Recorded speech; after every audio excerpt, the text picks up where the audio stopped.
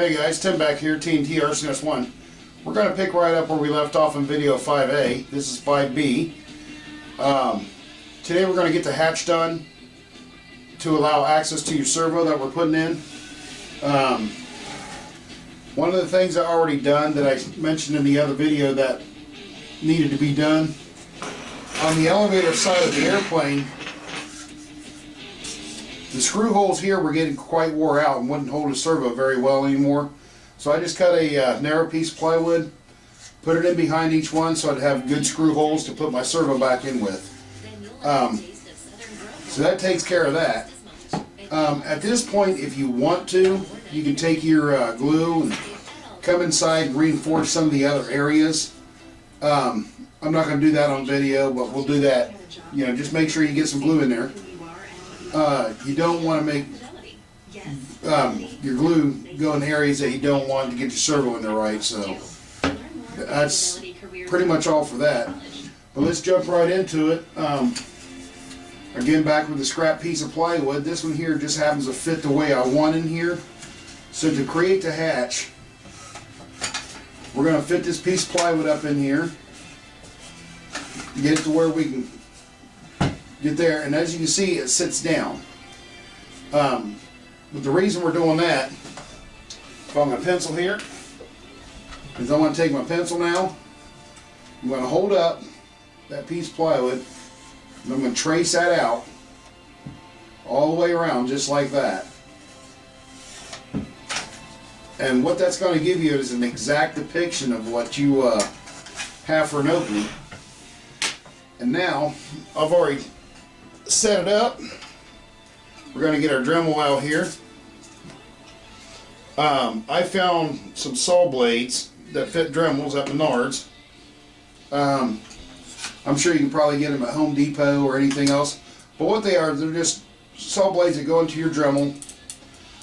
You have several different ones that you can see I have laying out here. All the way from a 44 millimeter down to, I think this is like a 22. I'm not sure. I can't read it anymore because the screw's holding it up. Yeah, 22 millimeter, 36 tooth, which is a pretty fine cut. A couple of them in here, it's got a coarse cut, as you can see right here. This is a, as printed on a 35 millimeter, 36 tooth. Gives you a pretty good rough cut on stuff. But you're just going to take and cut your shape out. Now you don't want to cut it exactly to the line. You want to leave a little bit excess so you can sand down to your line. But when you do your final sanding, you want to leave this just a little bit shy of that line. So you want to do your rough cut out to your line. Don't cut it off here because you don't know how long you're going to make that. But when you sand this off to smooth it all up, you want about a 1/16 inch of a gap on one side.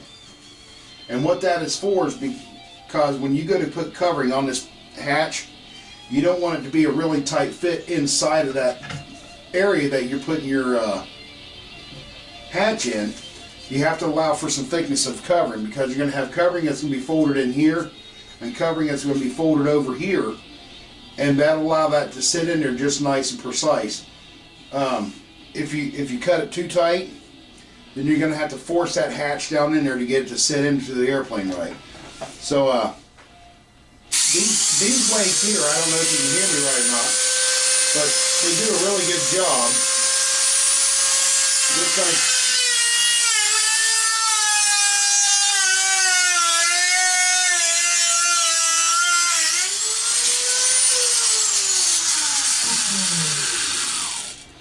now you can see that just is a really quick cut. They are very sharp. They do well. But you want to go ahead and make your two cuts on your sides, and then you want to do your top, and then kind of trim the top up a little bit. But when you do the top, you want to you don't want to try to come around your corners. Just use sanding block to get that. But you get this cut off here.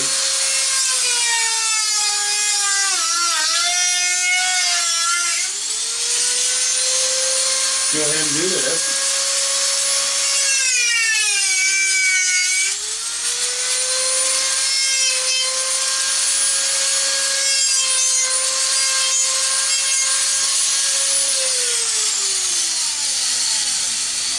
that wind down a little bit. Now we're done with the Dremel. And at this point right here, you're just going to sand her up a little bit. On my T-bar sander, what this sandpaper is actually safety walk that you see in industrial places that where you have to step and stuff. A little bit costly per roll, but if you got to have some sandpaper that really tears something down and sticks well to your T-bar or whatever you make for a sanding bar, boy, that stuff is the best thing to have. But what I'm doing is I'm just getting my side sanded a little bit here. And then what I'm going to do is I'm just going to watch where my line is and get this sanded off. At this point here, I want to just make that line disappear. And you can see that it doesn't take much effort at all to get this to shape up. It's just thin plywood.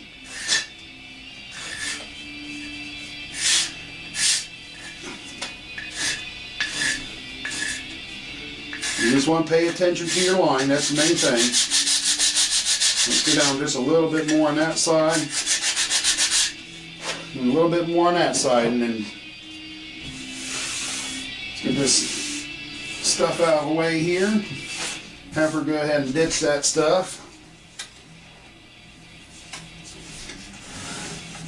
And then the starters, you just want to put this up in here, test fit it.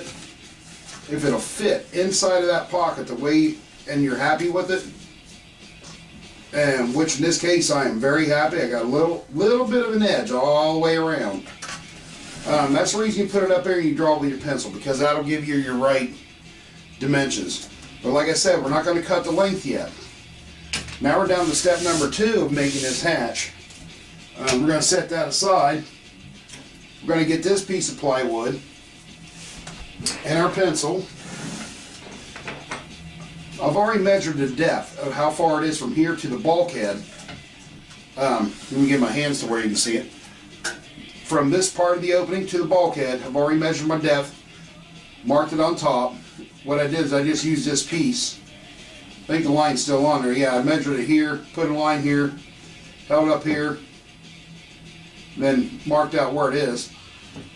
So what I want to do now, since you can see the wood on the fuselage side, this side comes over the bottom, so you want to mark this just on the bottom piece.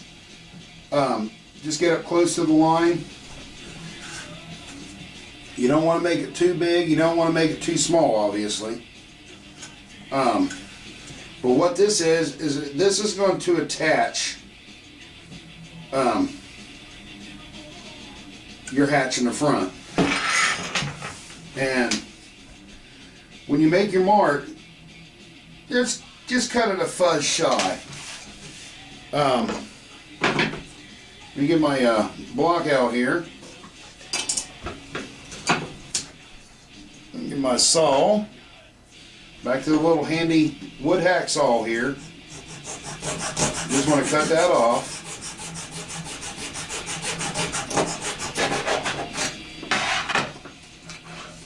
We're going to set that aside for a moment, leave that wood just sit there. We're going to come up inside of the bottom, and we're going to test fit it up inside of there. Now, there's about just maybe shy of a ½ an inch right here.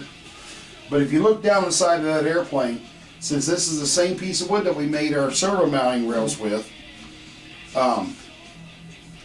you'll be able to get that servo to swing into that position. And having that wood there like that is just perfectly fine. And you'll see why here in a few minutes. Mark this out.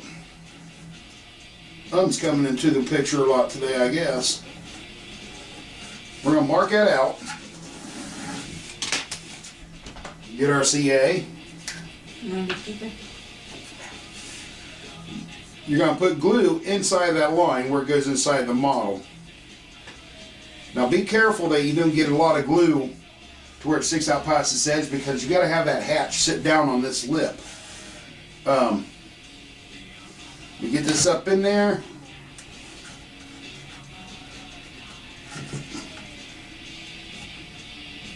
And just hold her up there for a minute. Let that glue start to dry. There you go.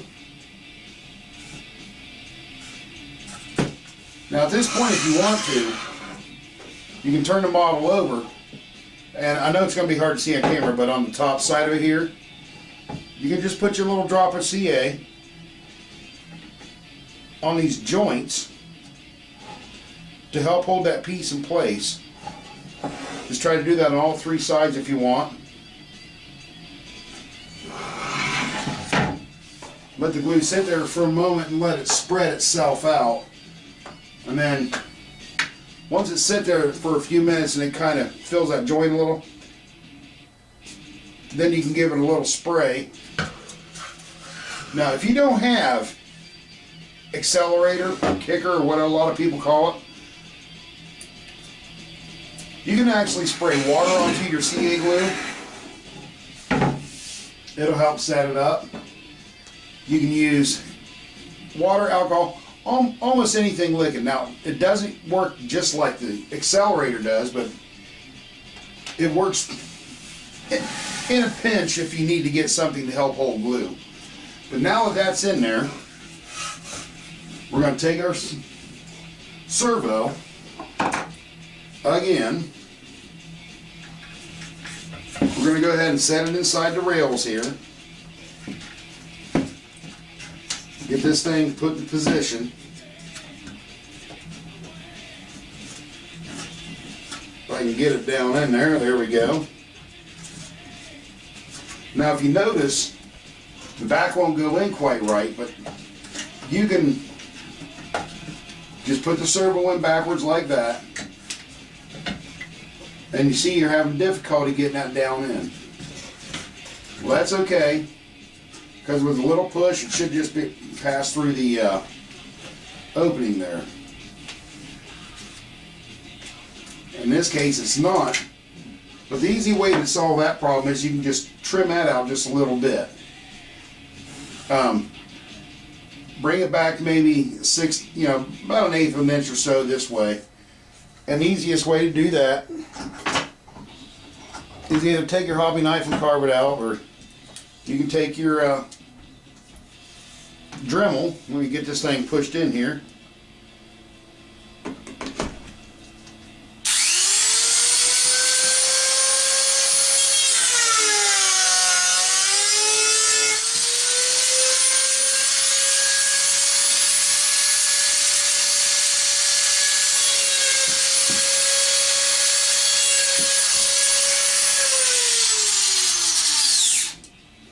Be very careful of those blades. They will get you. And then we'll grab our X-Acto, which is hanging over here. We're just going to finish trimming that little piece out there. Now that's one of the reasons we made this thing too wide. Because too much to work with is better than not enough. Wood can always be shortened up, but it's hard to make it grow again once it's away from the tree.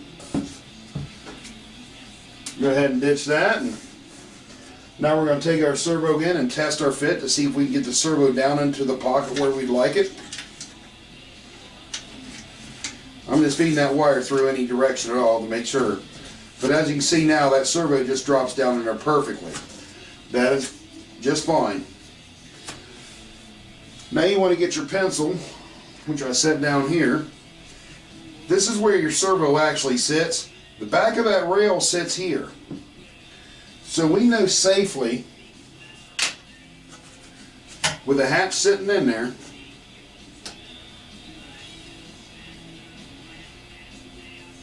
just like that. As you notice, I'm taking my finger and holding it onto the front lip. There's where the hatch can sit. We don't want to cut this yet. We're just making ourselves a couple marks. Now remember what I said about leaving yourself enough room to get that servo in and out of. But what I'm going to do is where the back of this rail is, in the rear of the servo, is where I want to line up this right here. So I'm going to square that up.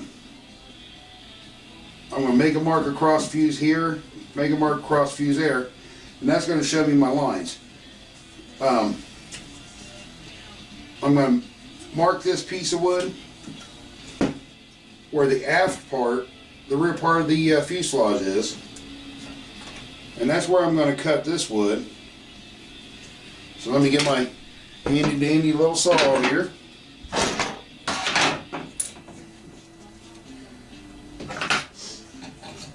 Go ahead and just trim that off.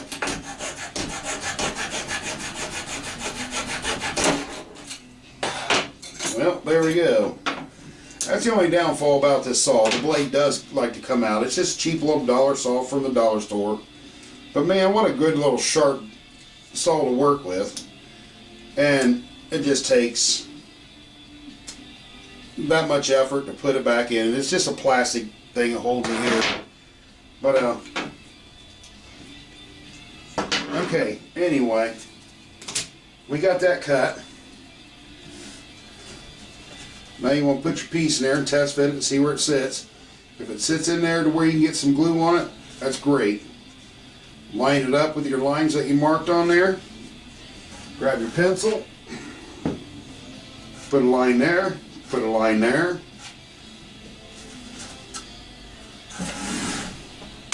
And then what we're going to do is we're going to put a nice generous drop of glue on here, but put it towards the edge of the wood. Don't get it close to your line. The reason for that is you don't want that glue outside of that line, because when you put that hatch down, it's going to hold it up out of place. So you just want to put that glue right there on that edge. And then all we're going to do is just work that piece of wood back up in there, hold it in place. You get a nice little good squeeze on it to get that lumber to set up right. And there you go. Now we're going to turn it. Let's go ahead and pull this servo out of here. We don't need that anymore at all. Now with that turned, if you want, again, like I said, you can take your glue, put your nice little bead on each side of that wood. Let's put one more little bit right there. Get some accelerator. And that's it. Now the last thing we got to do on this video to get this hatch made, last two things I should say, is now that that's put in place and you know where your hatch mount is, right here, anywhere in between here, anywhere from halfway at least, you can cut the hatch right there. It doesn't matter. Because now when you place that hatch on there and you look at the bottom of the airplane, this is all flush. So you can cut this at any length that you wish. We'll just go ahead and make it the same length as the stick itself. So we're going to mark the two back edges. And we're going to make a mark here and here. Get your ruler with some sort of straight edge. I use this ruler quite extensively. And what we're going to do is we're going to mark that line across there. Get our little saw back out here. Now we cut it off.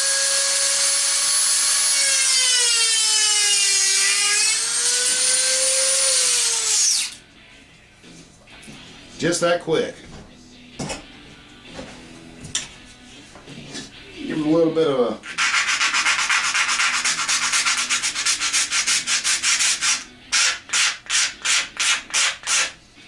shape up with a sander. Have her put that in the trash can, and what we're going to do is set our hatch on there. I'm satisfied with the whole fit. We're going to center everything up good. You're going to take your pencil and you're going to mark the center here.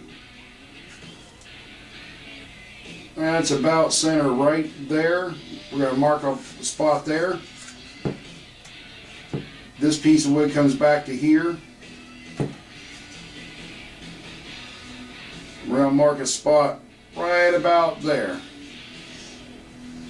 Now the last thing to do is I got this little, a lot of people call them pin vise, you know, micro drills. A small micro drill. I already have 2 small Phillips head screws with a washer on it there from a mini servo. Now we're just going to drill these out. And with birch plywood, it doesn't take a lot of effort. Now sometimes you have to get the drill out and use it instead, but as you can see, I just took a little effort, not too bad. You're going to drill that out. Let me get my eyeballs fixed here. There's my Phillips screwdriver.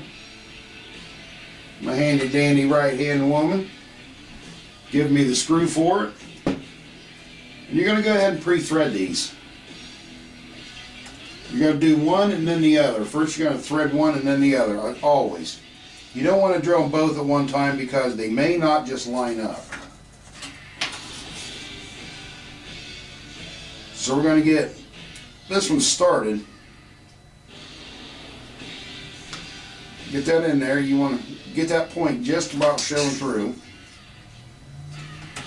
Get it placed on. Go ahead and thread her down. And they don't have to be real tight, it just has to be held.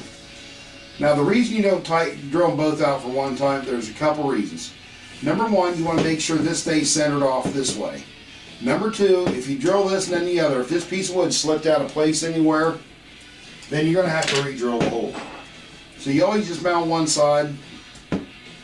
Seems kind of redundant, but and then you do the other side because the screw in the front is going to hold that exactly where it needs to be. So a little twisting and a little hand pressure here. And we're through there. Once I drill a micro hole like this, I like to take my drill bit up and down. It kind of cleans the hole up a little bit and widens it just a little bit more. Excuse me. Cold and flu season. Gotta love it. Now you're ready to just go ahead and thread this one down. And just that quick, you have your hatch made. And as you can see, it's nice and flush with the fuselage sides, or the fuselage bottom, I should say. But the plane's plywood. But there's your access hatch for your servo. So if you have any problem with your servo, all you got to do is remove 2 screws, and your servo is sitting right in here. Now, like I said in the first video, at this point you still don't want to drill your servo screws out, because in the next video we're going to install the push rod and show you how to set that up. And with that in mind, this is Tim with TNT RCS1. See you on the next slide.